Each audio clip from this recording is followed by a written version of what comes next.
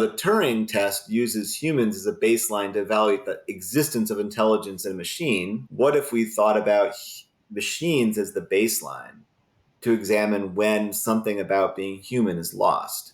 So if human beings behave like a machine, indistinguishable from a machine, with respect to some capability that's essential, like your ability to reason, your ability to relate to others, to socialize, or your ability to determine your own beliefs or preferences in the manner of free will. If you're no different than a machine, I'm observing you in some particular context, and I can't tell you from a machine as far as those capabilities go. Then something seems like it might have been lost. Like you're behaving like an automaton with respect to something that matters. And if that happens, at least a yellow flag ought to go up. What is it about the techno-social environment that they're in that's leading the person to behave in a manner that's machine-like with respect to this kind of thinking or this kind of relating or this kind of thing that we think is essential to human flourishing?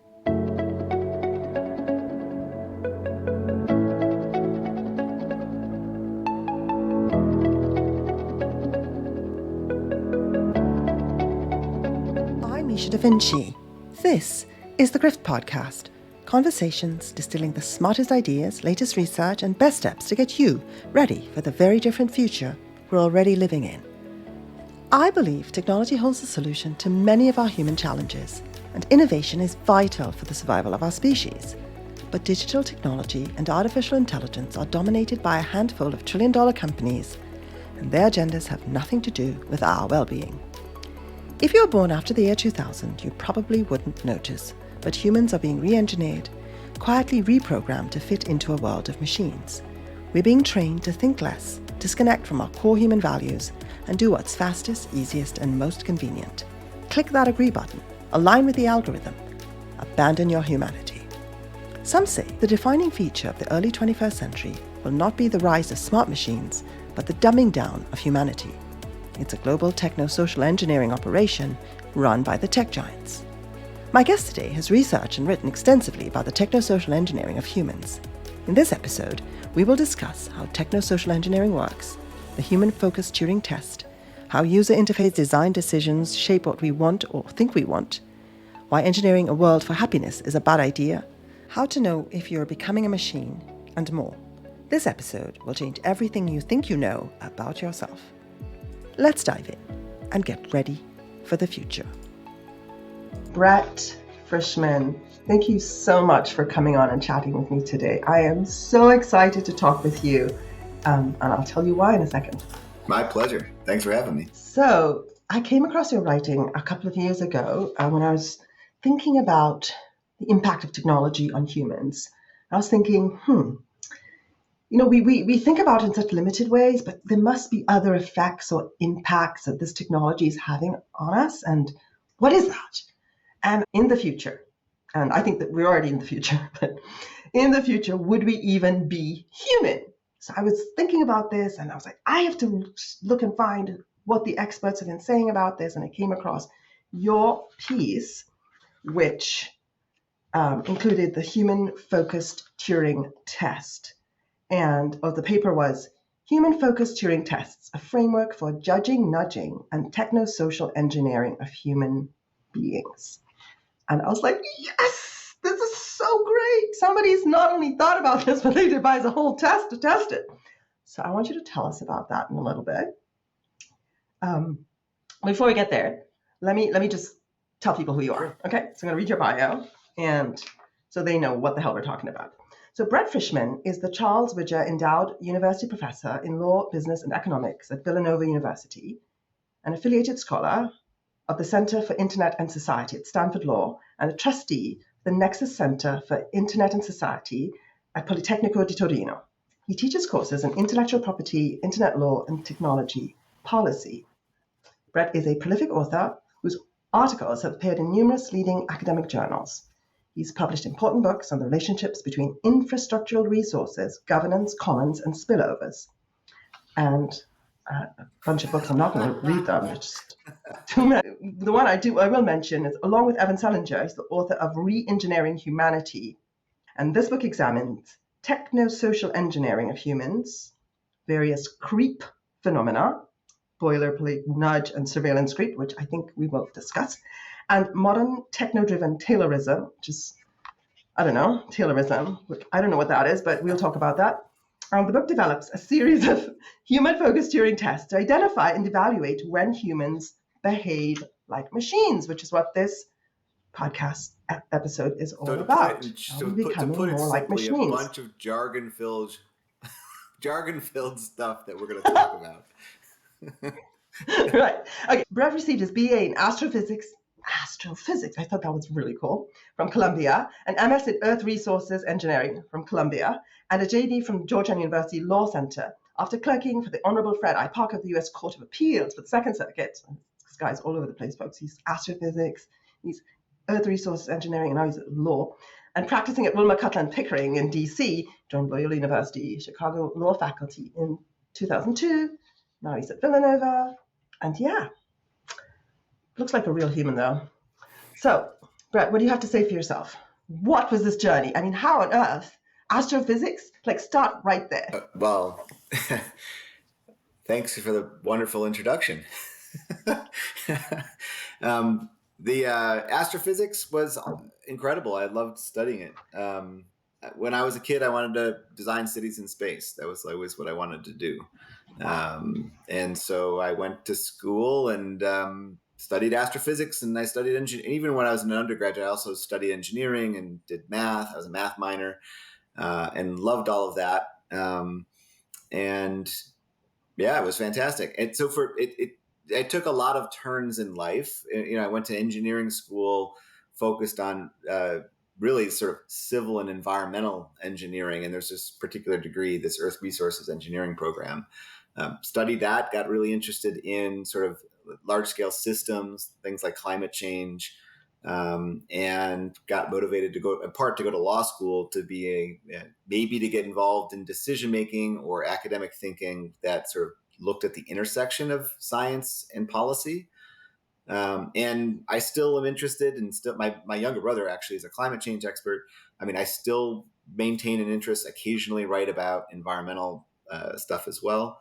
But I got drawn into science and technology, internet tech policy while I was in law school, and so for many people, it's like about faces in like completely crazy directions. To me, it's sort of a meandering path, but it all sort of is building up and going in this, it all kind of builds on each other in interesting ways. Well, they all inform each other and position you to think at a higher level.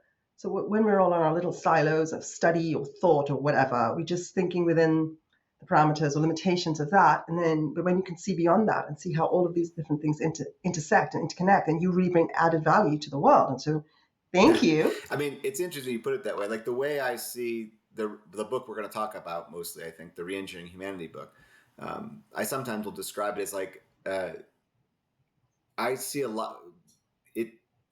a lot of little puzzle pieces, each one of which is super interesting, and each one of which is what occupies the attention of an advocacy group or of an academic or of a bunch of people who are riled up about something. And they're really interesting in their own right. But when you start to see the different puzzle pieces and put them together and sort of in a particular formation, you start to see a bigger picture, a systemic problem, an intergenerational systemic problem akin to climate change, which we can talk about the connection if you want in a bit. But it's sort of the Reengineering Humanity book is about putting up together a bunch of disparate puzzle pieces that no one previously had really put together in a way to sort of show that, the wearable technologies and social media stuff and things, smart home technologies, and, a lot of the different technologies that we're becoming accustomed to, and they're raising seemingly different issues, are actually connected in an underlying sort of systemic way. And so you need to think more broadly about those systems. And so Reengineering Humanity is just putting those pieces together so you can reveal something you might otherwise not appreciate. Absolutely. Right. So before we go forward, though, I want to go even further back and tell us how, like, a little bit about you, your backstory, even prior to going to Columbia. How did you even get there? As a kid, what were you thinking about? What fascinated you? Because I think it's really important for listeners to sort of, I like listeners to understand the human journey of the guests, because you're all experts, but you started out just as a person. So tell us a little bit about that. Uh, Like, where'd you start out, and what were you interested in as a child, and how did you evolve into you? well, it's interesting because I've done a lot of podcasts. This is not a question I've ever gotten, and I appreciate that. I always aim to really take the conversation in a different place, because, I mean, honestly, people could still find the other podcast where you talked about the same topic. Well, why repeat it?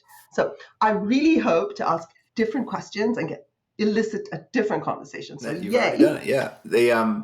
I mean, I come from a big family, so that's one thing that probably has had a huge influence on who I am and how I think and how I look at things. So I have 7 siblings, 6 brothers and 1 sister. I grew up in upstate New York, right on Lake Ontario initially, in Rochester, New York. Um, uh, my family, we are all get along pretty well, though not perfectly. And we have all the sort of standard sets of issues you find in a family. Um, Always pretty driven in academically, personally. I've always sort of enjoyed school, enjoyed learning. Not all of I won't name names. Not all of my family members would say the same thing, I suppose. Some would. And similarly, we just have a variety of different people in our family, which sort of affected how I grew up. Uh, Pretty sporty, I guess. I mean, there was always basketball and soccer and volleyball, like different sports I played. I'm 50 now, and I still play soccer competitively 4 times a week. So Oh, I'm pretty good. active in that sense, and kind of always have been. One of the important things is I think really hard while I'm working, and this is true when I was a kid, but it's sort of growing up. Like I always work really hard at school and sort of enjoy that process, but I needed to shut down. So sports for me has always been a way to socialize and a way to sort of not be thinking, at least not be thinking about academic stuff, but you're Yeah. thinking about the game you're playing or thinking about what you're doing, but in a very different way.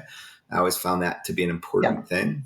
And I've always been kind of pretty much that. I don't know what else in terms of my background. You got it. Okay, we established that you're I'm a human human enough. person. That's true. You pass the human. Yeah, you pass the human test. So, Brett, what, as you, through your lenses, from your vantage point, when you look at the world, the future, everything we face as human beings, as a planet, what bothers you, or concerns you, or scares you, just in very general terms? Well, there's a lot of things. I mean, but the stuff that sort of motivates me, I guess, work-wise, or the thing that you know I worry about quite a bit is um, sort of the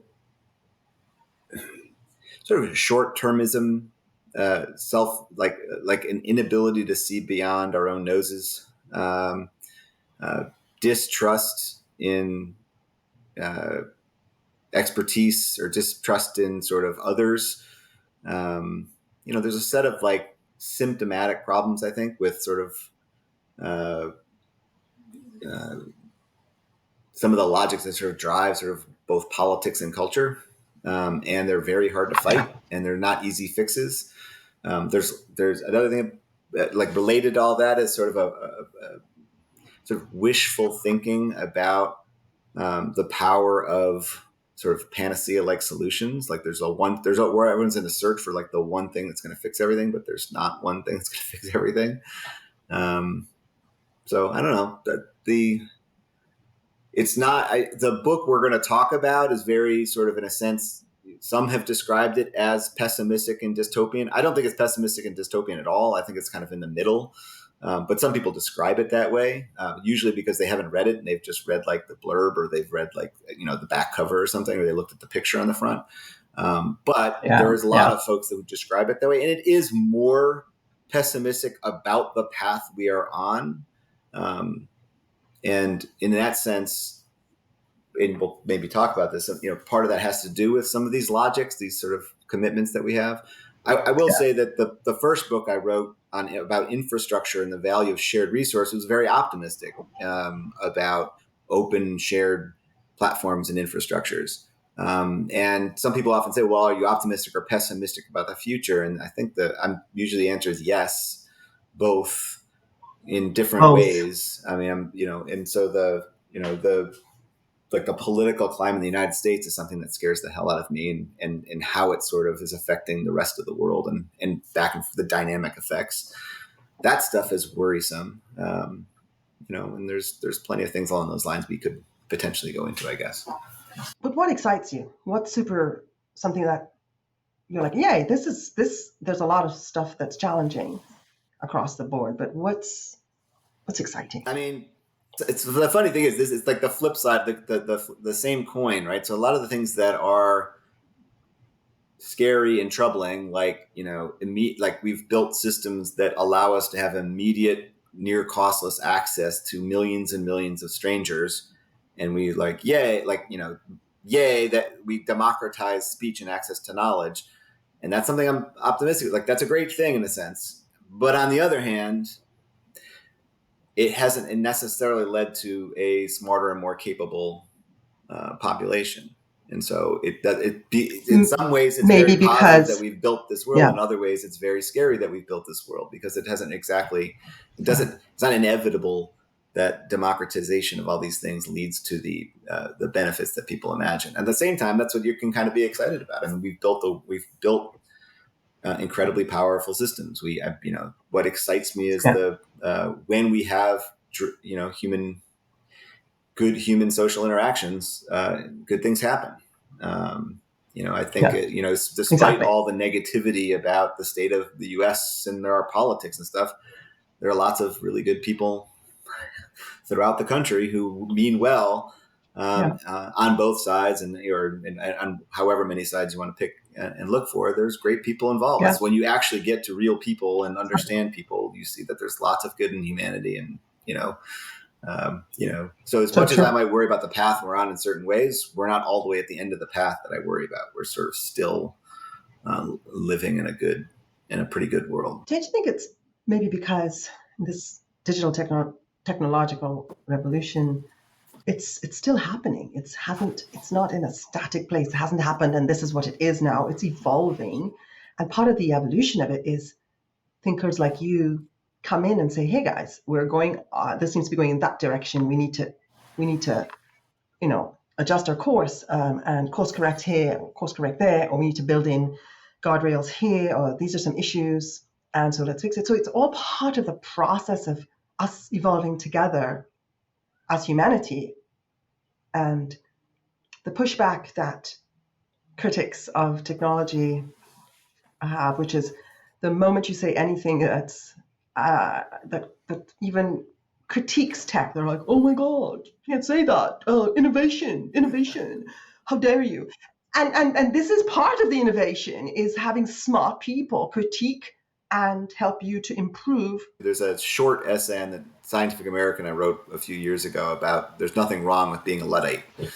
And someone was basically, accusing me of being a Luddite at some conference. I was giving a talk or something, and they were like, "You're a Luddite." And I said, "Well, first of all, I'm not a Luddite, Mm, but there's nothing wrong with being a Luddite if you actually understand what Luddites were about and what they meant."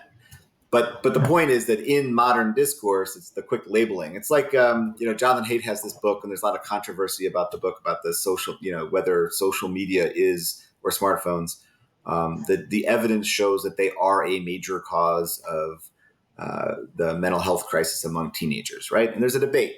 Fine, there's a scientific debate. I think if you read in social media, or a lot of the newspapers or blogs coverage of this debate, it's incredibly superficial, and it's either one side saying, he's incredibly right, everything he says is correct, we've got a disastrous situation, or it's people saying, oh, this is just another moral panic, it's just another moral panic. So like the response to critics is consistently either you're a Luddite or you're perpetuating a moral panic. But there's moral panicking about moral yeah, panicking on the other side. And so yeah, it's yeah, almost like you can't really uh, take seriously the minute you see someone calling someone else a Luddite, or the minute you see someone saying, "Oh, this is just a moral panic." It's hard to take the person seriously. And so one of the struggles is finding who to take seriously. And so, yeah. And that's part of the sort of algorithmic dumbing down of our global society as a whole, because of this whole, okay, we're all connected now, and now we can engineer that. But so we'll get into that. So I first came across your work, as I said, in your paper called Human Focused Turing Tests. And I want to talk a little bit about that before we get into the re-engineering book. Can you tell us what, if people don't know, what the Turing test is, how it came about, and then what is your human-focused Turing test that you devised? There's an interesting origin story for my idea, like the reverse Turing test or the human-focused Turing test, which I can tell you in a second. I think you asked me first, though, to explain the Turing test, so I can do that first if you want. Yeah. Right? So Alan Turing in the 1950s wrote a paper where he basically asked the question, "Can machines think?" Right, and then he sort of immediately pivots away from that question of can machines think, because it's an intractable, it's too hard a question to really, you're going to get stuck trying to define what it means to think and what it means, what a machine is. So rather than getting stuck in like endless definitional circles and fighting about definitions, he proposed an observational test where he said, look, one way to think about figuring out whether a machine could think would be to apply this kind of test, which ultimately gets called a Turing test. So what a Turing test does is you basically take a machine, or really a software, code running on a machine. Like think about just text software, a chatbot, and if an observer, you take a couple of people, you take a bunch of people, and you take a bunch of bots that are running on different computers. And they're participants in a game. And the judge of the game, or the observer in the Turing test, basically sits behind a screen or is in a different room than all the participants, some of which are just people, sitting and typing things in a terminal, and some of which are software programs running on a machine. And if the observer mistakenly observes, like he's asking questions, it's just conversational text, and they can't see each other because obviously you could see the person, it's a person, you see the bot, it's a bot. But if you can't see, it's all just conversation by text. And if the software bot or the machine was mistakenly, and the judge is basically determining whether someone's a person or a machine. And if they mistook a machine for a human because of its performance in a conversation, well then, hey, that machine is intelligent, or it's at least, it raises a flag that you could then evaluate, but at least plausibly you could think like that machine should be given attributed intelligence, because that's kind of how we attribute intelligence to each other, right? I don't really know what's going on inside your head. We're talking right now over the internet. For all I know, you're just a bot running on a machine. But when we talk to each other and how we talk to each other, we basically attribute a mind and intelligence to each other based on how we interact, often through conversation. And so the same kind of rationale sort of is motivating this idea of a Turing test. If a machine could mistakenly trick a human being into thinking it was a machine, well, then maybe we should think it's intelligent. Now, this kind of test, then for many, they made predictions about how long it would take, and there's different ways you run it. And they've run these at the Loebner, something called the Loebner competition. They've run Turing tests over time. But in reality, no machine has really passed the Turing test. Every once in a while, you hear that that's happened, in the sense that some observer, some judge mistook a machine or a software program or a chatbot to be a human. They said, oh, it's a human, and it turned out not to be. But once you sort of looked at the situation and looked at the questions that they asked and sort of looked at the scenario, everyone quickly figured out like it was just a mistake. Like there was some sort of mistake in the way that they ran the test, or no, it was just a bunch of stupid questions that were asked. The observer was kind of, not actually running the test according to certain rules or something. But no machine really demonstrated the kind of intelligence that Turing had sort of posited one would suspect based on this test. So anyway, what this does is the Turing test leads to sort of motivates a bunch of research and a way of thinking about AI. So it's a lot of people sort of think, okay, sort of AI grew out of this moment in time when Turing and other people were sort of thinking about this kind of question. All right, so I hope that's a useful enough, basic, Yeah. quick intro. Yeah. Like we Right. could spend an entire Right. semester talking about this, but we don't, So I we get don't, that. we don't need to I'm do beginning that, to right? get that. So tell us about your So my reverse Turing reverse Turing test. test sort of basically asked the opposite question. So so in the Turing test, human beings serve as a baseline, right? Like you're Right. evaluating machines, but you need something to sort of figure out, like judge them against. And so humans become a Yeah. baseline against which to judge machines, The right? machines. In a reverse Turing test, I don't care at all about whether a machine's intelligent. I care about whether humans are engineered to be unintelligent or something else. Like we could talk about what those other things might be, but I want to use machines as a baseline to evaluate human behavior. And we might just start with intelligence. So if a human being behaves in a way that's indistinguishable from a machine, From a and they're machine. mistaken to be a machine, like I think you're actually a machine because of how we're interacting. And in the book, we tell the story of there's sort of an older story. It was I think it was the New York Times, about a New York Times author was sort of interacting with a help uh, uh, professional, on a helpline, and he mistook a worker to be a machine. It's, oh, this is just a chatbot. You're just an AI. But ultimately, it wasn't. It was just outsourced to, I think it was in India, a call center. And he says, oh, well, it was really just Yeah. because the person working the call center was, English was their second language. That's probably why I made this mistake. And Evan Selinger is my co-author in this book, by the way. Evan and I sort of suggest, well, that's one explanation. Another explanation is that Oh, people yeah. working in call centers are so heavily scripted that they're in an environment subject to incredible pressures, and what they're supposed to say and how they interact is so scripted they don't think for themselves, and that so the responses that the author was getting was from a human who was in an environment, techno-socially engineered environment, that affected how they behaved in a manner that made them machine-like, and so they would have. So Go ahead. so no, exactly. I think when I started thinking about this whole question, that's what sort of triggered it. This sort of feeling, a sort of gut feeling and intuition that engaging with technology on the internet, engaging with the internet consistently was going to modifying or changing my behavior, how I function, how I thought. I was like, is this changing me? Am I being maneuvered?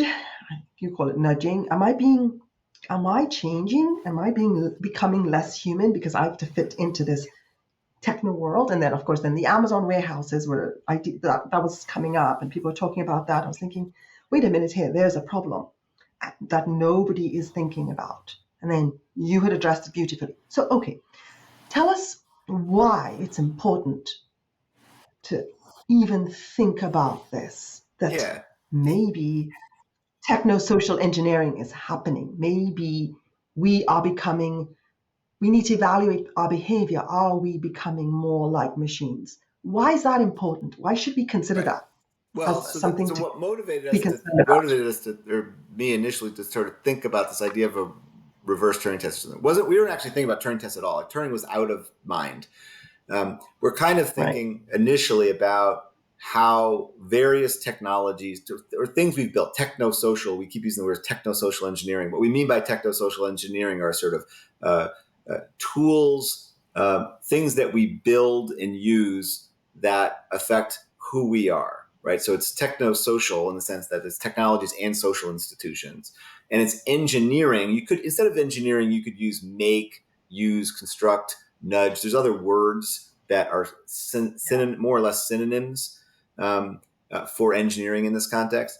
But you're using techno-social engineering, and then it's of humans. So we care about how the tools we build are engineering who we are and how we behave. And initially, Yeah. the idea was, I think we worried about these various technologies being, quote, dehumanizing, right? Like, oh my gosh, this technology is dehumanizing. And the more we researched and thought about sort of how do we prove it, like, you realize that, many people for millennia, like centuries and centuries and centuries have made claims that this or that technology dehumanizes, right? This is like, I don't know, Socrates worrying about the invention of writing, worried about it being dehumanizing because of impact or the ability to sort of recall oral tradition and things, right? So people forever have said technology dehumanizes. So what's new, Frischmann, Selinger, others, about now saying that like the internet or digital network technology dehumanizes? How would you know? So it's difficult to know when a line's crossed. Like, how do we know when technology is diminishing or somehow impacting our humanity, when it's gone too far? Like, how would we even detect when it's happening? How would we evaluate any changes that we're suggesting are happening? In order to do that at all in a meaningful way, without just being dismissed as Luddites or as fear mongers or as I forgot the other word, moral panic perpetuators or something, like you have to have some kind of baseline for humanity, right? So if I'm less human, if something's dehumanizing, it's somehow impacting my humanity, well, how do I measure or evaluate a deviation from some standard baseline you have in mind? Now, there's lots of baselines we could pick. There's lots of things to argue about. What Evan and I eventually sort of move towards is an idea of capabilities essential for human flourishing. So we say it's sort of there's a couple things. Like, to be human is one thing. We could think biologically about like how evolutionary biology can define, like, as a species, what it means to be Homo sapien, like what it means to be a human. We have certain capabilities or certain things we do that are a result of biology. And there's some special powers that human beings have that no other species we know of have, right? We can imagine things that don't exist. We can communicate with each other in person, across time, across space, because of the technologies, but across generations, about the things we imagine that don't exist. No other species we know of does that, as far as we know. They might, and we just don't know it. But no species we know of imagines things that don't exist, communicates about those things that don't exist, and can communicate across generations about those things that don't exist. These are the capabilities that allow us to build laws that last across generations. These are the things that allow us to build technologies, ideals and commitments and human rights treaties, and sort of, all of the big picture foundations of civilization are like products of some of the basic capabilities that we as human beings have evolved to have, right? That's what it means to be human, is that we have some of these special powers, in a sense. What matters, but there's a difference between what it means to be human and what matters about being human, or this is what we think of as our humanity. So what matters about being human is how we exercise these special powers, right? So things like the capability to have free will, right? Like free will, whether you believe in it or not, we can frame it in terms of autonomy or rationality. We can reframe it in terms of different capabilities, but we would just take that one as an example. The belief that you can author your own life, or that you have some degree of freedom to determine how you live your life and who you are, as opposed to it all being predetermined by God or fate or something behind, antecedent conditions, right? That belief is something that we've socially constructed over centuries, and we maintain. It's like the foundation of lots of modern laws and civilization, about ideas about responsibility and ethics.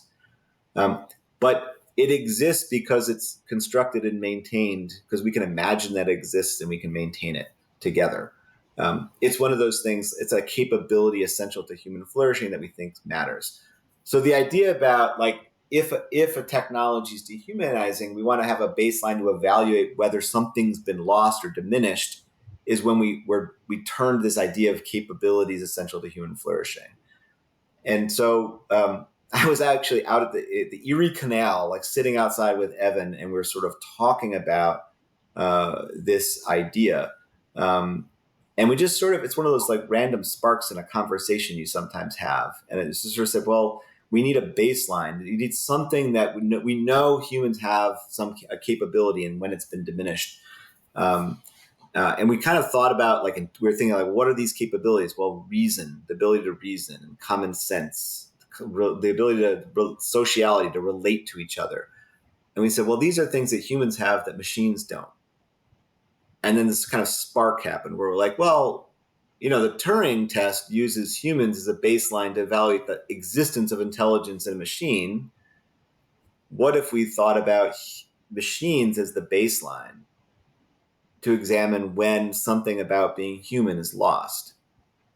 So if human beings behave like a machine, indistinguishable from a machine, with respect to some capability that's essential, like your ability to reason, your ability to relate to others, to socialize, or your ability to sort of determine your own beliefs or preferences in the manner of free will. If you're no different than a machine, like I'm observing you in some particular context, and I can't tell you Yeah. from a machine as far as those capabilities go, then something seems like it might have been lost. Like you're behaving like an automaton with respect to something that matters.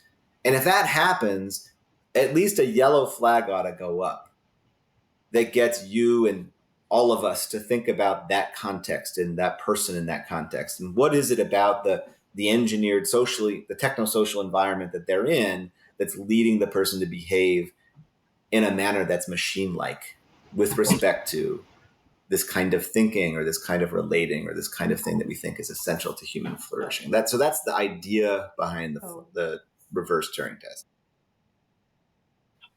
It's beautifully said. So we take our core humanity for granted.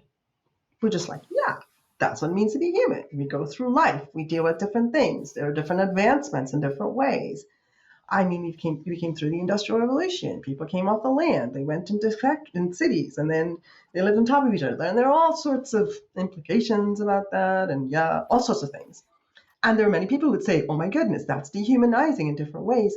But what we're bumping up against in this digital technological environment that is driven by algorithms and all sorts of forces that are hidden is perhaps for the first time challenging in our civilizational journey, challenging our core humanity.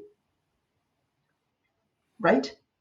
Would you say that that's fair? And then, so that's why listeners, people, the rest of us at large should be concerned about the things that you were concerned about, because this, for the first time, things that we took for granted that would always exist. Yeah, I mean, I'll challenge myself. So I kind of agree with what you're saying, and it's kind of a pitch that we make. But I'll give you a critic's response to my own thing, what you're saying, but also in a way that will hopefully illustrate a broader point. I wouldn't say it's never happened before, because in certain contexts, in certain environments, we've definitely had situations in time where the techno-social conditions of the environment are such that people had very little autonomy or freedom to self-determine their lives, or had very little upside in terms of their ability to practice reason or to socialize with people outside of prescribed relationships. So there have been constraints throughout human history. We tend to think that today, in today's world, we have progressed not towards perfection or we're in some ideal state but we've made lots of progress from where we may have been in the centuries past. And I think that is in a general sense, true.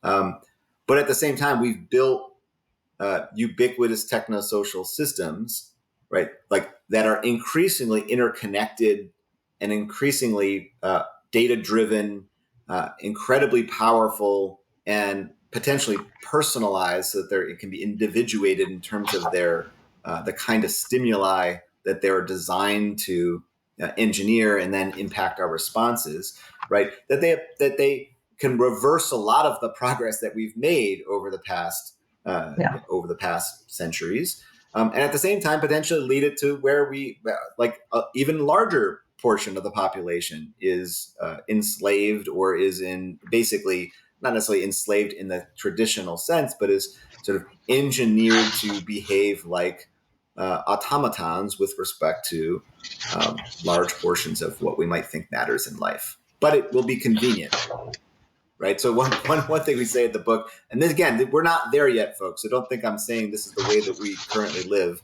But if you look to the future of what we call this thought experiment of the experience machine N.0, it's sort of like an extended experience machine idea.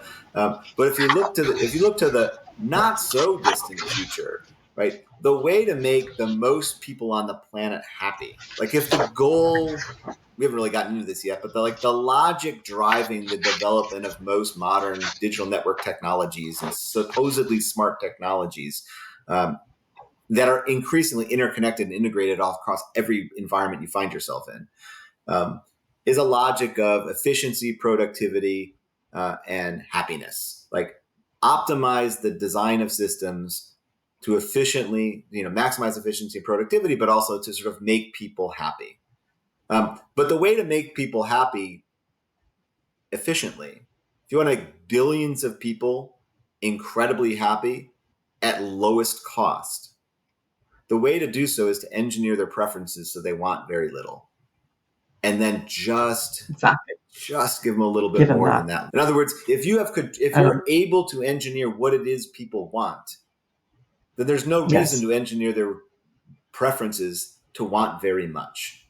Because if they want a lot, then you've got to provide a lot, and it costs more to provide a lot, to put it as simply and crudely as we possibly can. Right. So if you want Yeah. to sort of make as, hundreds of millions or billions of people as happy as they can be at lowest cost efficiently, right? The idea would be the way to do that would be to engineer their preferences so they want very little. And, so the more powerful the technologies that are capable of engineering preferences are to affecting what it is that people believe and what it is that people want, the more that this horrific dystopian future I'm describing is plausible. Now, I say it's horrific and dystopian, but there are plenty of people who would celebrate it as utopian. And as we mentioned in the book, like, for example, a well-renowned and I very well-respected philosopher, Peter Singer from Princeton, we quote this in the book at some point, but we're sitting down for dinner at Princeton, we're sort of talking about this idea. And I remember asking, like, if you could engineer a world in which provided, maximized happiness for everyone at lowest cost, along the lines of what I was, by sort of engineering people's preferences to want very little, would you build this world? This is sort of the thought experiment near the end of the book. And he said, yeah, yes. As a utilitarian, as a person who, like, there's so much suffering in this world. There's a reason behind this. I don't mean to be painting him as a bad character. Like, it's a well thought out. It's like there is so much suffering in this world that if you could maximize the happiness, so people lived happy lives, then democracy and free will might be worth sacrificing. Yes, there's that whole lane of thought, I think,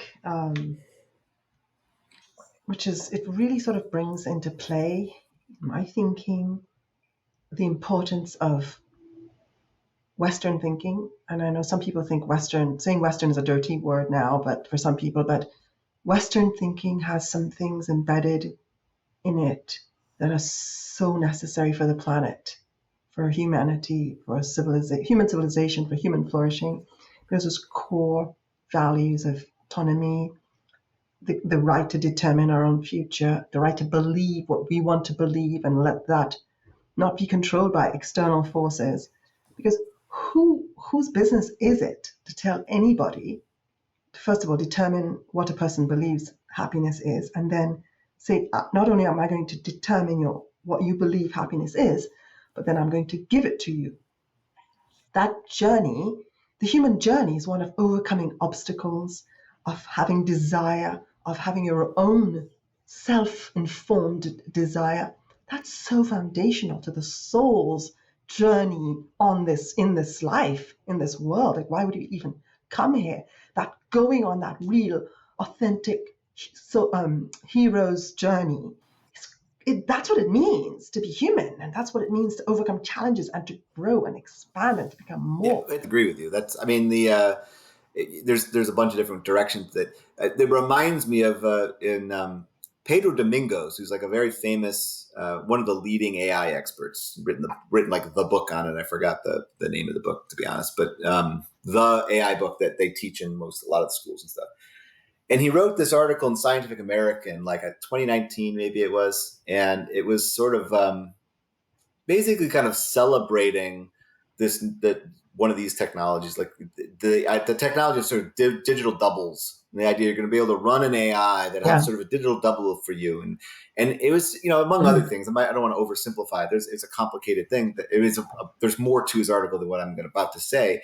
But the thing that resonated with me and with what you were just saying, is he talked about the idea of like the digital double being, it's going to solve some of these really tough problems in life, right? So like the digital double can like go on a bunch of different simulations. It could live 1,000 or 1,000,000 different potential lives for you, and go on 1,000,000 different dates. So like choosing what life plan and like what job to take or whatever, and but also like who your romantic partner, like who you should who your mate should be. You know, this digital double could go on millions of dates and live millions, countless lives, simulated lives, and then come back to you and sort of find the right life and the right partner for you. And wouldn't that be wonderful? Because it would just you'd save you all the trouble and no zero transaction cost. Da, da, da. So I wrote a letter to the editor to Scientific American that they published, I think, in the January issue, 2019 or 2020 or something, and I can't remember. But it was, and I basically was like, but this is the weirdest thing. Like what if? How do you know what it is you want? Like if actually you have any degree of contribution to your own preferences at all, right? Then like how like you can't train an AI as a digital to go into a place, because going on mediocre and bad dates is actually how you may need to do that as an experience to learn about what it is that you want. Like how do you form your Exactly. preferences without experiences of your own? How do you get to yes if you don't go through you have to go through, very often it's the failure, it's the wrong, it's the bad that informs you about what you truly desire, what your heart's desire is. How do you even know what you want if you don't go on the Right. It's not journey? just some latent thing to be found by a program. It's something that is found through. It's not even like there's a true thing. It's just a thing that's found through the experiences that you happen to have. If you don't have those experiences, right? It's not an objective truth. It's a subjective, individuated learning and unfolding as you go through life. And nobody outside of you can tell you what that is. Because if they do, it's already wrong. Right. Because it is what you came. We all come here to figure out what we want. And we add value to the world by our unique ideas, desires, wants. And the journey to finding that is our journey. It is like the only thing worth And having it's a, and it's while we're a born. Like, why even be and it's a born? social one. It's done with others, not with And other it's a digital social one. doubles. It's not done on your behalf by a program. It's not done on your Right. behalf. So I mean, I Absolutely do think not. for things like preferences and beliefs that of that sort, like it's just nonsensical to talk about digital doubles doing it for you. I mean, but it is a vision of the world that is But it, driving the deployment yes, and design and it's celebration and hype and investment in a bunch of different technologies. 100%. And this is the problem when we have, I remember back in the 2000s, I was observing Google's sort of power moves. And I mean, Google, at its very core, is an AI company, and its search engine was built around AI. The very core technology. It was always an AI company. It's fallen behind right now, but Google has always been an AI company. I'm thinking, who are these people? I could see what was going to happen. Why are they being given this room and this space to determine the future for so many people? Who are they? How are they equipped? I mean that rhetorically to say they're not equipped to do this. And so we have technologists who are not trained to think about humanity as a whole and think on behalf of how do we create tools that actually support human flourishing. So it's interesting too, because there's gradually been recognition that that you can't just like you need interdisciplinarity, or you need more than just the technologies determining things. In the early days of Google, and I knew a lot of some of the folks at least that involved, like a lot of the folks were like well-intentioned designers of technology who were truly hoping to make the world's knowledge organizable and accessible to all.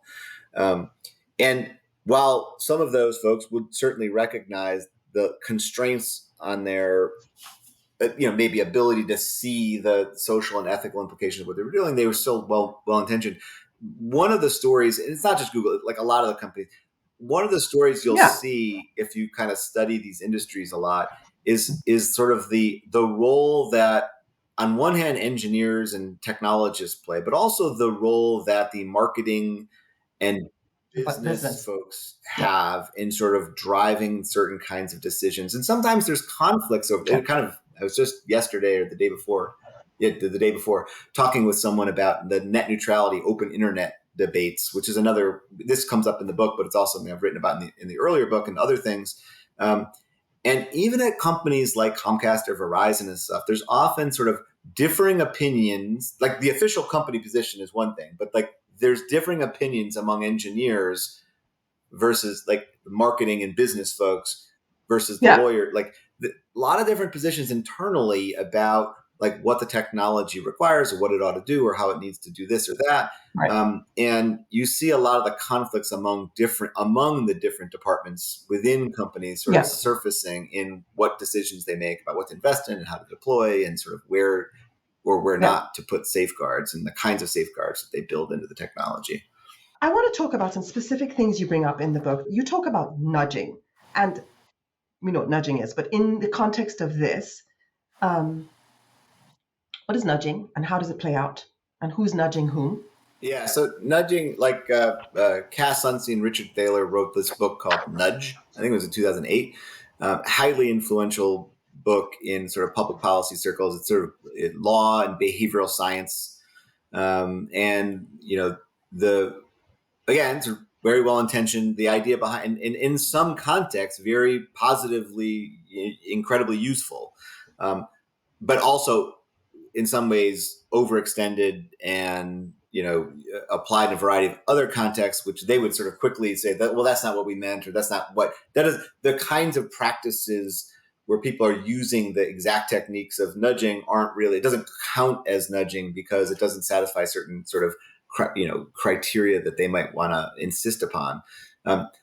But basically, what nudging boils down to is choice architecting, sort of architecting the range of choices that people have, informed by data about often from behavioral psychology, behavioral economics, about the kinds of typical biases that tend to lead people astray, right? So people sort of don't behave in accordance with their own interest or their own preferences or rationally, according to which model you're sort of going to use, um, in a predictable fashion. And given that we can predict, and we've got studies sort of showing how people predictably deviate from their own interests or what's instrumentally rational, we can nudge them towards better outcomes for them if we structure their choices in certain ways. So, and the kinds of Or, ways or, you do that are by setting or, defaults or providing in a certain way, set preset defaults, or providing information in certain ways, or other kinds of things, like, or just like the ordering of food in a cafeteria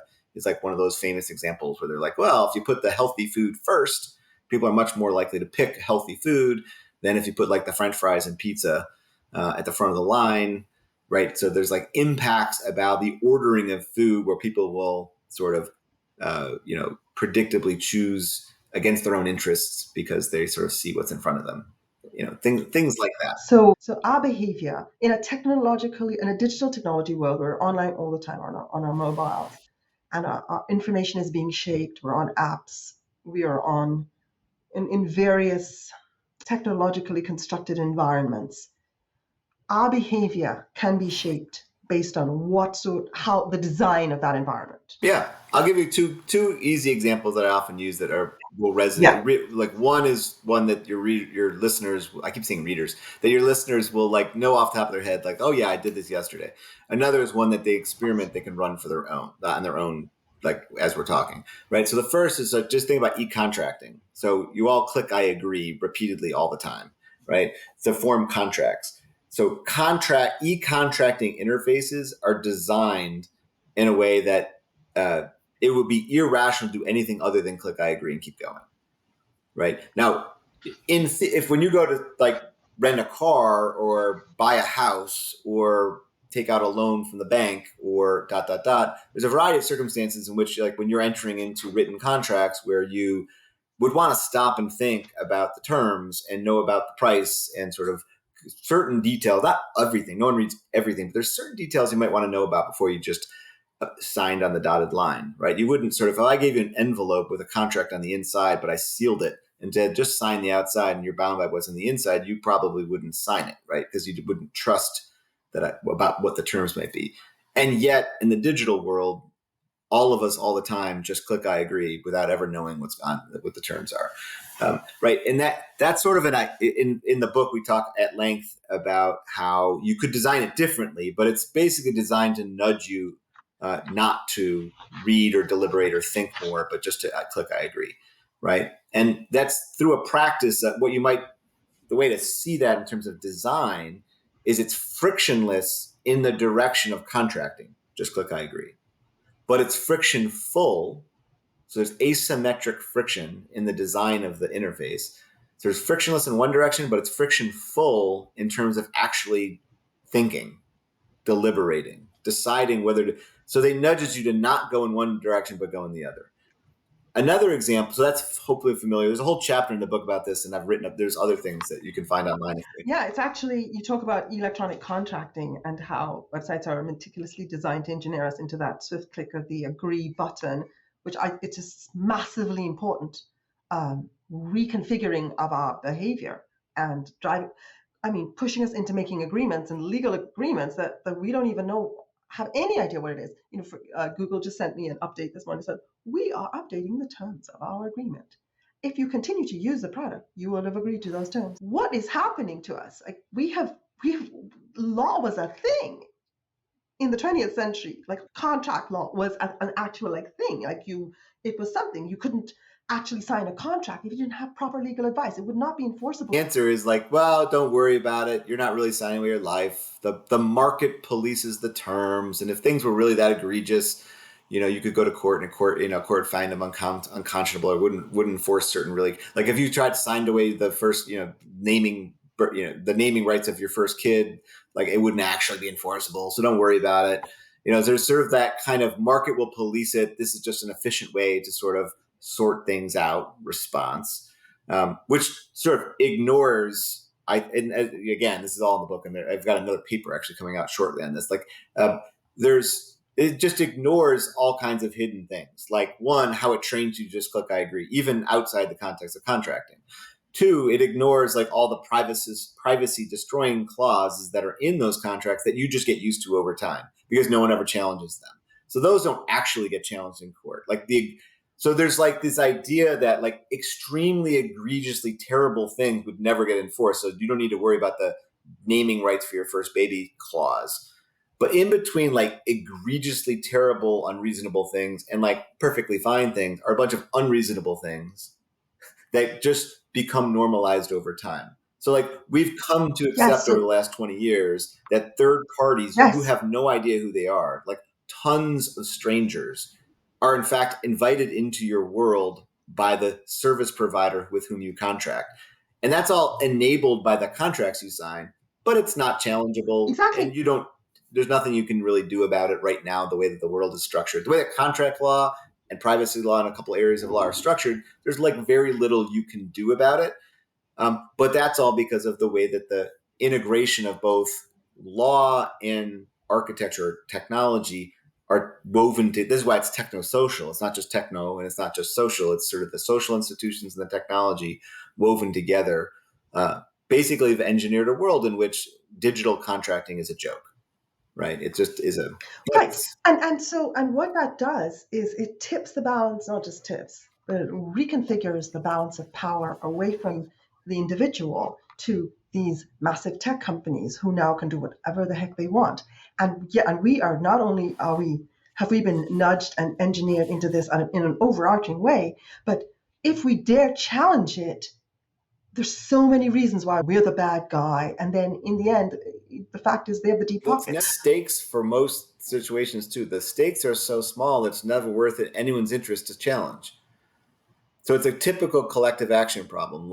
So it's unilaterally imposed. So the companies, for all those who worry, like it's the market versus the government here too, by the way, I mean, this is a single act, like very powerful single actors who unilaterally govern millions of consumers through their terms in ways that no Billions one in has some an incentive to cases. challenge.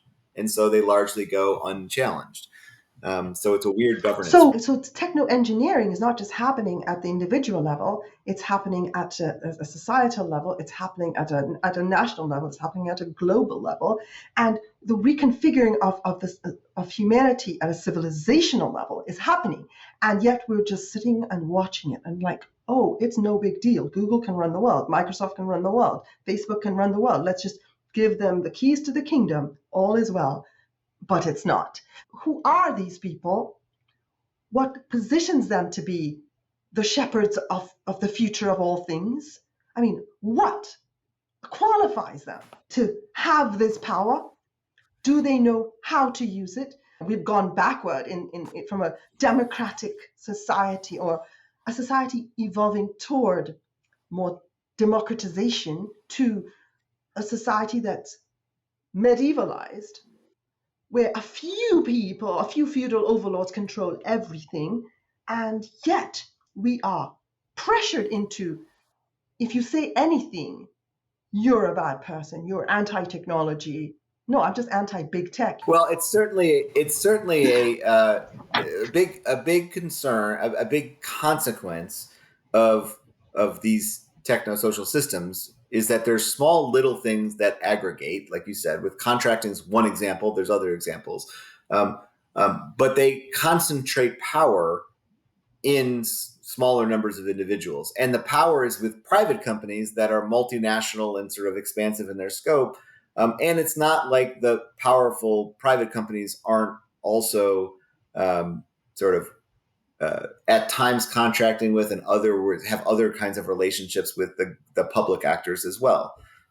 So it is a complicated, as you said, it operates at the micro, at the meso, and at the macro levels. And in some ways, this is why I always kind of liken it to climate change. It's like one of those problems that is the problem is caused by many different things happening at many different scales, and the solutions, if you start to think about them, are things that you need to look at the micro, meso, and macro scales. You can't just solve it with one kind of panacea like solution because it doesn't exist. Um, When you wrote the book Reengineering Humanity, it was came out 2018, right? yeah, 2018. well, that's when it came out. So We that wrote was, it between yeah. 2010 and 2018, so it was a long Mm. haul. So that was pre the current LLM driven, so AI Yeah. boom. So what are your thoughts since then on these large language models and their role now in this reengineering of humanity? Yeah, I mean, I think it's a continuation. So one of the stories that we tell in the book is one of you know, so a frequent response to anything along the lines of what we're saying is, "Oh, this has always happened." Luddites always complain. This is just another moral panic, just like every other media technology in the past. And so we spend some time in the book sort of explaining the trajectory that we're on, and the trajectory goes back quite a ways, right? I think the opening you mentioned Taylorism. It starts in it's at least as early as the late 19th century sort of movement to scientific management of human beings in the workplace, otherwise known as Taylorism, right? Data-driven management of what people are doing in their workplaces. And what's happened is that's extended outside the workplace, and the tools for both collecting the data and for managing people in those environments, not just the workplace, but in their homes, in schools, and everywhere in between, has just gotten more powerful, right? And so we walk you through that, and then into radio and print and radio and television, and then onto the digital network world of the internet, and then the social media and all the platform level, applications level examples of different interpersonal and mass media style platform level media companies. And what as you move through all those things, it's they're interconnected in the terms of the underlying logic of efficiency, productivity, and trying to maximize happiness. And they're also, what's changing is the what has changed or gotten sort of exacerbated or made things different in certain ways is the smartness or the AI or the data drivenness, the way that the mass of everything that happens on the internet or digital network technologies involves the collection and use of data. There's always zeros and ones that are cheaply shareable and storable and processable. And they're used to generate different kinds of intelligence. And that's what makes things supposedly smart.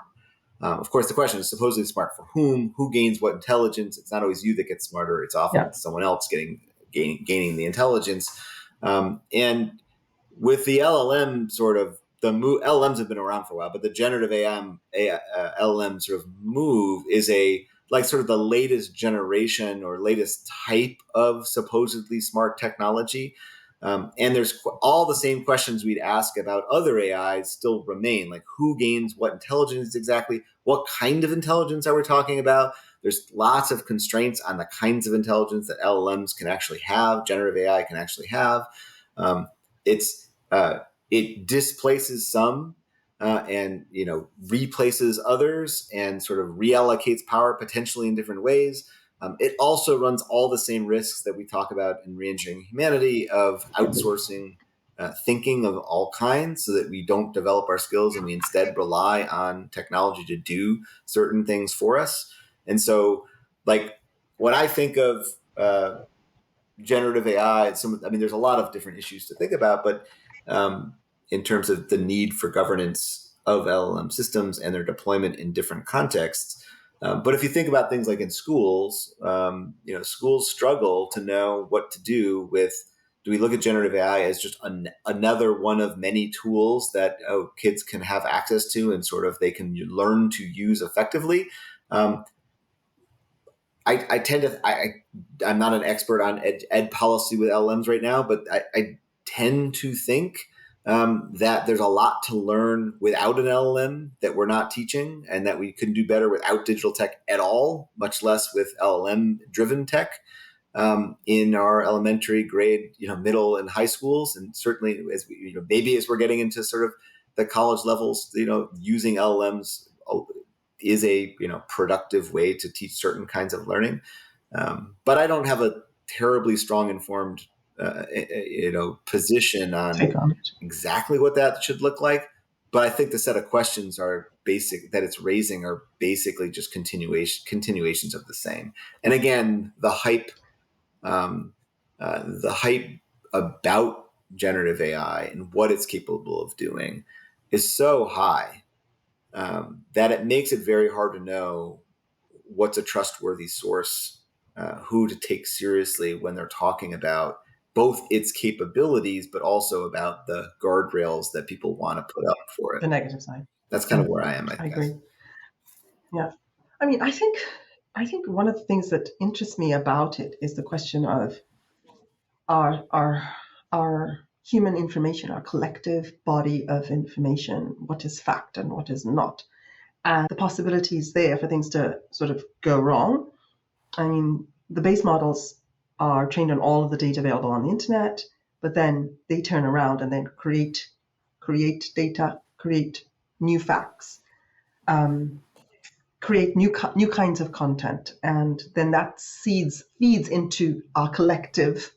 And so I think we have to be very concerned about it. But I think I agree that the hype it's starting to look like the hype is, from my perspective, there's a lot of hype.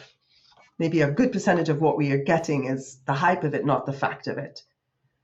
Like all of the things we've been talking about, there's interesting, applications and uses of it that, there are things that generative AI can do well that are useful. But what those things are, the actual use cases versus it could do this, it could do that, I think remain to be seen. And again, it's very hard to separate fact from fiction. You've done a ton of research in the area of shared goods, public goods, commons, internet commons. Who owns the commons? What is this and why is it important? So probably a third, if not a little more than a third of my sort of research is on something called knowledge commons. Although I do also just have on infrastructure commons, but when you talk about the commons, in some conversations, people think of the commons as the thing, as a resource, as a thing that's out there. In my work, it tends not to be that. It tends to be that there are resources like knowledge itself or information or data, or it could be a park or a pasture, or it could be a transportation system, right? Those things are resources. What it means to talk about it as a commons is that it's shared and community governed. So there's a set of shared resources that are governed by a community, and that governance. I'm so sorry. I think I want to just be clear. The reason I think it's an important part of this conversation is I think it's a necessary response to the overreach of the techno-social infrastructure. So the shared infrastructure as a response to the techno-social engineering that's happening in the technology world. Anyway, just wanted to say that. I'm sorry. Go Yeah, ahead. and that's right. So focused in that area, like one way to see it is, um, so there's two ways in which I think I'm imagining you're thinking of this, or at least there's one of these two ways is probably what you're thinking, and I'll throw the other one in out there for the listeners too. So let me give you an example. Like, so one is the net neutrality debate. So in the book, we talk a lot about net neutrality, but we talk about neutrality style rules you might also need to apply on other supposedly smart systems, whether it be a smart home or a smart transportation network or a smart electricity grid. But the reasons are the same, and it has to do with the idea of a commons. So what net neutrality does, what an open internet rule does, is basically says the owners of the infrastructure, the ISPs themselves, can't discriminate based on who you are or what you're doing when they transport your packets. So when you're transporting your packets on the internet, your ISP really it shouldn't matter who's sending what to whom, and it shouldn't matter what it is you're saying. They're just zeros and ones. Send the darn packets and let the people at the ends sort of resolve their transaction or their social interaction or whatever it is that they're doing. Let them determine how they use the basic infrastructure. This is kind of like on a road, right? When you use the roads, right, your transportation system, it doesn't matter if you're driving a BMW or a van. It doesn't matter, who you are, where you're going, you have equal access. Like your use of the roads for the most part is non-discriminatory. It's not based on your identity, the identity of who you are or what you're doing. Same thing for net neutrality, basic idea for the internet, right? Digital network. And that kind of governance, that kind of managing the resource that we all as a community are accessing and using it on equal terms, is one way of thinking about a commons, right? Is that the public at large is a community that's sharing the resource in a non-discriminatory way.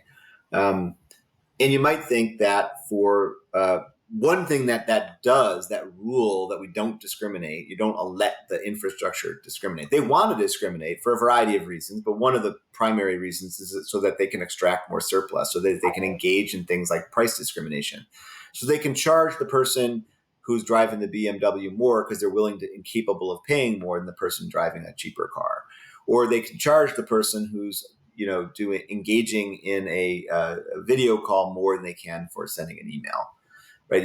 You can charge more, you can price discriminate, and therefore extract more out of the use of the platform if you can price discriminate or prioritize certain kinds of uses over others. And so a commons sort of prevents that exercise of power.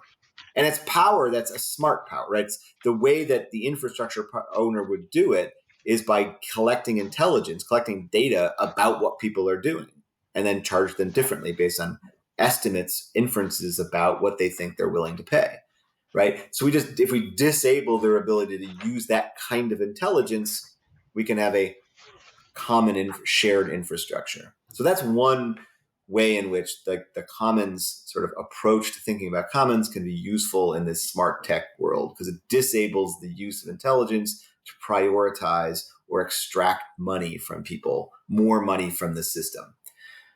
The other way you might think about, there's also knowledge commons, like governing knowledge at higher layers. Like that's another way knowledge commons can be relevant. And then the third way would be to think that a lot of the political economy of these techno-social systems, it leads you to think, well, it's about market. Like, let's rely on markets to sort of figure things out. Like, don't worry about the contracting problem. The market will sort out bad terms. Or it's the government's got to fix it. Like, we need the government to come in heavy-handed and determine everything. And reality is it's often some combination of governments and markets. But the other thing that's often ignored in that kind of conversation is the role of communities, like non-market, non-governmental actors, people who aren't for-profit market actors and aren't governmental political actors, but rather are community actors who want to work together to create shared infrastructures and shared spaces.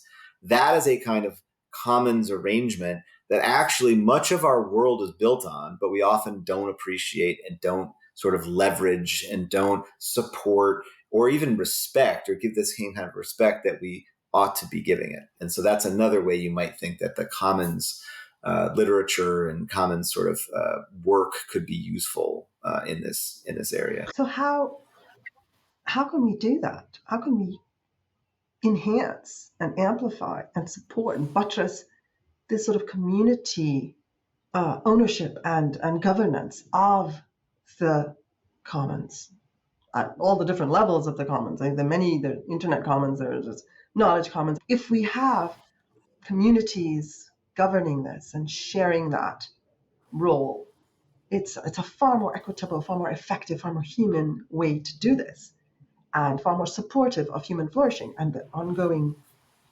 growth and evolution of our civilization. I mean, this is, I think, you're just proffering the answer to the big problem. So how can we build these communities up? Well, it's a great question. I mean, it's a hard question. I don't have a perfect answer, to be honest. It's a really difficult question because you can't. We do can we Wikipediaize the world? I mean, Wikipedia works really well, but it doesn't work well for everything, right? So it works well in a certain sector in a certain way, and it operates at sort of the content applications and content layers of the internet. And we might. So if we're thinking at the platform application level. And there is a little bit of this in the book, actually.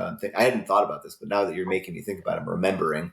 There is this thing like we propose like alternative institutions for things like social media, right? So I had once failed, by the way, this is a complete failure, didn't go anywhere, but I had once proposed to the BBC that it create a social network for the UK. And then people are going to think this is crazy, and maybe it was crazy, but it was more like to get them. The reason being was that the BBC at the time was well respected. It was financed not by revenue in a commercial actor sense, nor was it financed by going to the government and getting funds every year. So it wasn't politically reliant on the government for funds. Every 10 years, because of its charter, it gets funding directly from users, which are basically UK, I think it's 95+% of the UK citizens, and so the funding mechanism, the institutional setup, and also the commitments that it had allowed it to. It could have created a social network for the UK and said, "We will never surveil you," or at least we will not sell your data to advertisers. There's no reason because that's not our business. Like we could credibly commit to not doing the surveillance capitalism move that you see on every other social media platform. And they could credibly commit to sort of, we have expertise so that we can actually have quality-based sorting, filtering, prioritizing, ranking, feed construction. And they could have built something that could do that without running being optimized for profit or for thin forms of engagement like you see on every other platform, right? And this never went anywhere, and there are political, economic reasons why. But the idea of community-based or alternatively funded community-based infrastructural systems in social media and other platforms would be interesting to be. But it's very hard to build those things. It's very hard to sort of motivate them. It's hard to get people to switch off networks they're already on. And if you go further down, go ahead. No, finish your It's thought. harder to go further down the stack. So you want to go to the infrastructure layer. It's very hard to build those systems. Now, some people talk about, mesh networks, mesh wireless networks, and blockchain solutions, and other kinds of decentralized approaches. And I think there's some promise in some of those kinds of decentralized approaches to building community systems that work and community platforms. But thus far, it's hard to scale in a way that would be truly competitive with the giants. And I've been thinking a lot about that, and I think I know why. Do you want I to hear do, what I yeah. think? Tell me. So I think that a big part of techno-social engineering is algorithms, and algorithms designed to enrage, outrage, dig into our core sense of identity, and manipulate us from the inside. So TikTok, there was all the other platforms, and then TikTok emerged on the scene in 2018, I believe, and they had a For You algorithm. So the For You algorithm was the other platforms didn't have it, and TikTok immediately blew up, and people were like, "Whoa, what's going on here?" And then they said, "Oh, it's this For You algorithm." Then all the other platforms crafted a For You algorithm, the latest of which was Twitter X. I spent a lot of time on Twitter. That's where I built my sort of base, and I saw things shift in front of my eyes. The For You algorithm it's this very dangerous thing. It's it works two ways. It engages the user and it hooks them and it says, "Oh, we're going to trigger them, we're going to outrage them, we're going to make them do what we want them to do." Does it. And it wins. This is why TikTok is massive, does that better than everybody else. And then if the influencers, huge players in this, if they don't play that game of what the platform wants, and if they don't create the content that the platform that aligns with the algorithmic drive, then they're bumped off and they're screwed. So they then become the humanizers and the enforcers of the algorithm. And that's so the influencers benefit from the algorithm if they play the game. The users are hooked because they're like, "This is the purpose of my life. I must fight this cause. I must do this. That person is evil. That's the villain. We must kill, attack." So they get up each day, and now this is the core purpose of their life because the content is connected to their identity. So you try to build an alternative social network that's actually good, that's based on governance, that's collective and distributed maybe, and is actually good for humans. You're not going to compete because this machine over here is powerful and it is sort of feasting on everything we know about the human psyche. It's a very, very ugly thing. That's what's happening. But Incredibly highly personalized.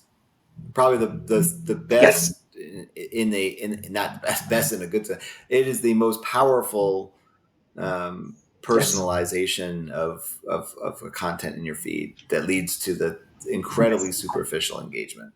And it's not even designed to And do the engagement other content, than superficial engagement. It's just the yeah, you know a, yeah. And so that's what's happening. So how do we compete with that? I don't think we can. I think that in and of itself, that algorithmically driven content designed to take a hold of you from the inside and remove your any idea of autonomy or free will. If that has to go, that in and of itself is a bad thing, and we need to remove it from society because literally no good comes of it. All it does is whoever owns that operation is yeah. having So the is hardest thing about figuring out how, like, I mean, and TikTok is, it may very well be that in a year and 6 months and 2 years that there'll be I hope something worse, right? Like it, or a no different those version or moves. something that lasts longer, that lasts Yeah. shorter, that does it differently, that's more direct. I don't There'll just be an know. I don't American know. The version. point is, it's very hard to get at the prop. So one of the things that I've been working on lately a lot, I just did an NSF grant, who knows where it'll go anywhere, but was where I've been working on an NSF grant on projects that are along these lines, is on friction. It's called friction in design. And friction in design regulation. There's a paper with Susan Banesh in the Yale Journal of Law and Technology like a year ago, maybe 2 years ago, on this. The idea is the way to, I mean, it's not the only way, but one possible way to sort of start making some changes. This doesn't go in the commons direction exactly, but it goes in a different direction, is to try to inject friction in the regulation, in the design of these things. In the friction may be in the form of timeouts. It may be in the form of, there's only so much time. So in other words, sort of like preventing infinite scrolling. You've got to have finite scrolling, and the finite scrolling, what the rules are about finite scrolling might have to vary based on content, or not content, based on the kind of application that you're running. There may be other kinds of things like private, also like better privacy laws might have more of an impact on how personalized things could be. But yeah, it's very hard to compete if what you're competing with is like the most addictive and personalized and powerful platform, to just straight up try to outcompete it with an alternative design. It's going to be hard. In your research and in work in general, this is a question I like to ask everybody. What surprised or surprises you? That's a good question. Well, I don't know. I think one thing that surprises me, I guess, is how little people work across disciplines. Like I know it's trendy, and like for the last 20 years, it's like everyone's been saying like interdisciplinarity, that's the way to go, and things should be multidisciplinary and but like it's really hard to do, I guess. But it just seems like it's what everyone should be doing, and for some reason, it's still like it's constantly an uphill battle. And it's just surprising to me. There are little things like that. Like there's little things like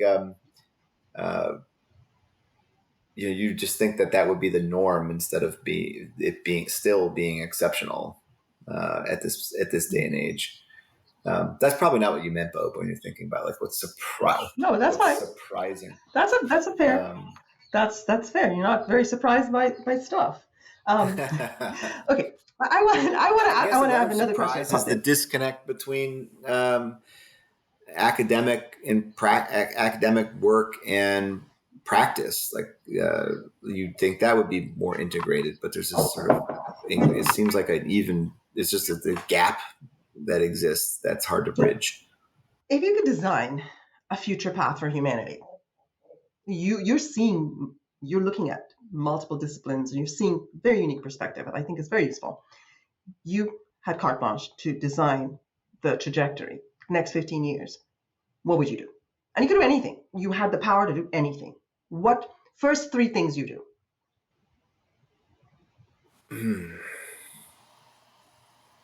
It's funny that you asked that also, because like I think more, I guess, in more practical terms, not in terms of what would I do with carte blanche. I mean, I might, so like more practically to me, it's sort of trying really hard to figure out how to slow things down so that people actually, reconsider what matters and in life and in their smaller groups. And, I don't pine for like the days of what life was like when I was growing up. So a lot of you get this like old timer effect where like you're an old timer and you just sort of are pining for the days when things were better when, you were younger. But in fact, that's what every old timer says. It's sort of another version of the, those other arguments you were talking about earlier, but it's not that exactly. There's features of the world that as it existed 20 years ago, that it would be nice to have respected and to reintegrate into the world of the next 20 years. I wish, if I could, slow things down a little bit, change the sort of the speed at which people want things delivered, help people to recognize that convenience is overrated. Recognize that sometimes inefficiencies are actually socially beneficial. Just like you want to go on some bad dates and mediocre dates, you all, in order to form your own preferences and find good people to relate to, for the same reasons you sometimes want to have bad media experiences. Not like, always and over and over, but it's not about immediate satisfactions and satiation. There's a value. I think the thing that the 21st century constitutional, lowercase c constitutional question is, our freedom to be off, like our freedom to not be subject to the influence of others, especially the influence of others who are absolute strangers. Like it's fine to be influenced by people who are, close ties, and even like, moderately close, weak, ties, like weak ties, but the people who you actually know, there's a certain degree of influence they should have on how you think and who you believe, because that's how we socialize. But the degree to which we live our lives influenced by absolute strangers is too much, I think, and I feel like that's something I would love to see dialed back quite a bit. There's other things like a commitment to just because things have gone in a direction, like the sort of techno-determinist kind of ideas, doesn't mean that it's inevitable or good. And there's a million examples of this, but like one of the ones I sometimes talk with my kids about is like reading, like, the idea that like the amount of the numbers of people who read for pleasure, things that take more than 10 minutes, an hour to read. I don't know the study, so maybe I'm totally wrong empirically, but my anecdotal experience with every single person I know and every single person I interact with in a variety of different contexts is that our ability to commit to any kind of sustained thing that requires sustained attention is significantly challenged. And so just, there's a value to reading books that is just and this is not just a Luddite, and it's not a pining for the past. It's that there's actual social value from able to actually reading and imagining and empathizing with characters in a book that is in fact different from what you do watching videos or playing video games, both of which are things I do, by the way, with my kids and on my own, but nonetheless, it's sort of finding that kind of balance, I think, that seems to sometimes be missing.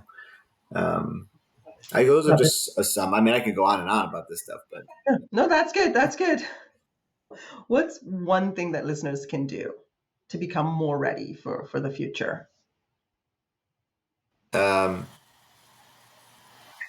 you just said a bunch of things, but if you had to pick one thing, or maybe one thing you tell your kids, like you're a dad. How old are your kids? I've got a 15, 17, and 23-year-old. Okay, perfect. High school, college, like just getting ready for the world. I mean, so this is like the most pivotal time. What do you tell them? Be other regarding, like care about the welfare of others besides yourself. Try to find work that you actually like doing in life.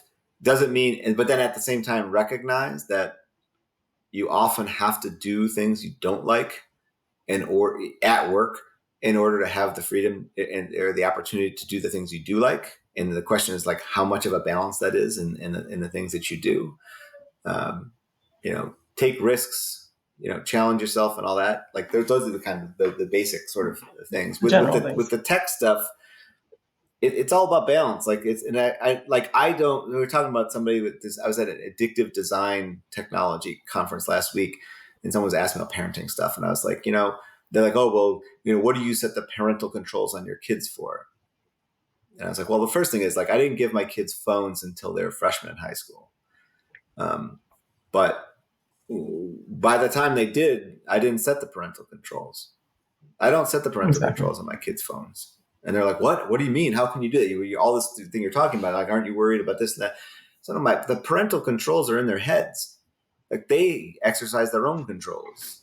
Like they think for themselves because we've talked about this stuff enough, and they've heard, granted, they've heard it from me enough, but they disagree with me on some things too. But like, I like my freshman, my freshman, he has TikTok on his phone. He watches TikTok some.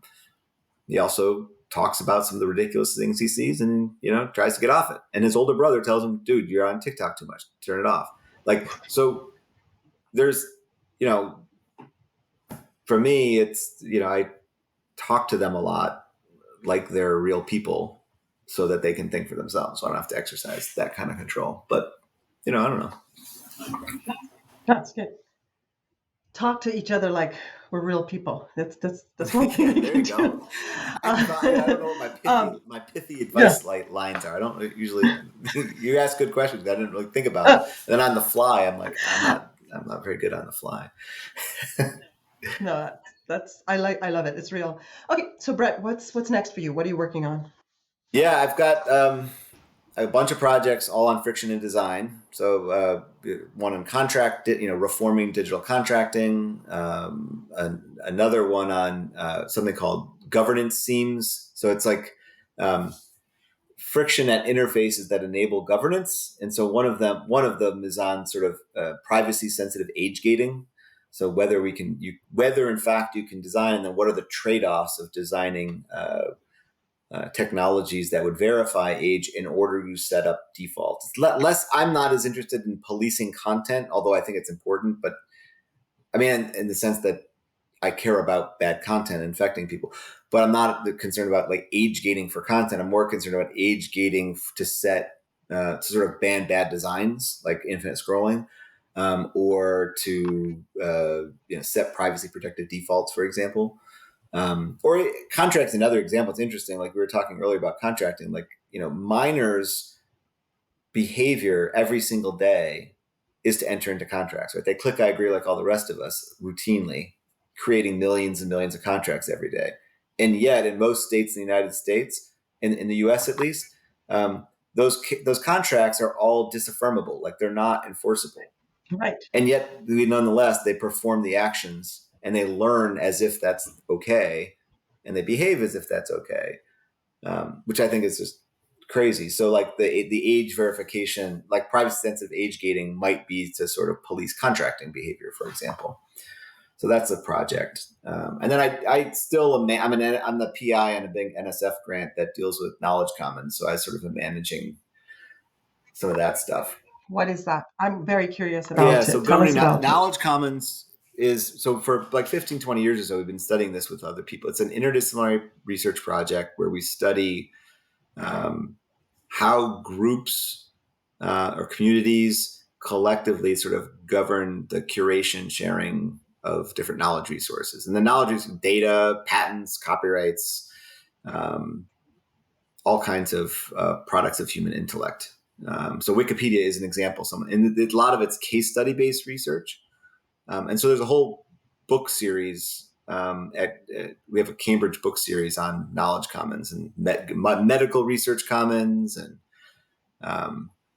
we've got one on ed tech conference and a book coming up pretty soon. We had a misinformation knowledge commons book that the conference last year, but there's going to be a book coming out soon, next couple of months, I think. And so I've kind of helped lead some of those kinds of projects too. And if those things pan out the way you hope, how does that add value to the world? I mean, for people who have no idea what you're talking about, why should they care? One way, I guess the way to see it is, so Eleanor Ostrom she passed away, but she was the first woman to get the Nobel Prize in economics. And what she got the Nobel Prize in economics for was work in similar interdisciplinary work studying the commons, but natural resource commons. It was basically how do communities sustainably govern shared natural resource systems, an irrigation system, a pasture, et cetera, forest land. And what that did was to help people to figure out how to design solutions, how to create communities that could actually work together to solve shared problems in environmental. Our work is trying to do the same thing. So we have an evidence-based way to inform the design of institutions and communities so that people know how to, like, what works and what might not work, or what are the kinds of things you want to design into your community governance or a set of rules about who gets to be members and who does what and dispute resolution and things like that when you're dealing with shared knowledge resources. So that's the goal of the overall agenda, where there's a number of people, and like we're at this stage now where we're building. Well, we've got a series of books and lots of case studies and lots of research, but we're also sort of building the community itself. So it's kind of an emerging field, essentially, which is kind of nice. That's exciting. Okay. Anything I should have asked that I didn't ask? Anything else you would like to say as we wrap up? No, I think not that I can think of. I think we covered a lot, maybe more than we anticipated. So feel free to cut whatever if I was rambling or make. I don't know. I don't know. I think, what I've learned as I'm doing these podcasts is I'm not just going to give people great information and let them, take what they take from it. And that's really powerful. I love everything you talked about. I think the work's so important and pivotal for betterment or evolving this whole thing in the right direction. And I really, thank you for what you're doing. We need it. This is so crucial. Thanks. You might, it just might be in a link or something at the description of the talk or whatever, but you could also say it if you wanted to. But you might, like, there's a TEDx talk that I gave a few years ago that like no one has seen. So what was the topic? So it's on the exact same thing, but I cover some examples we didn't talk about.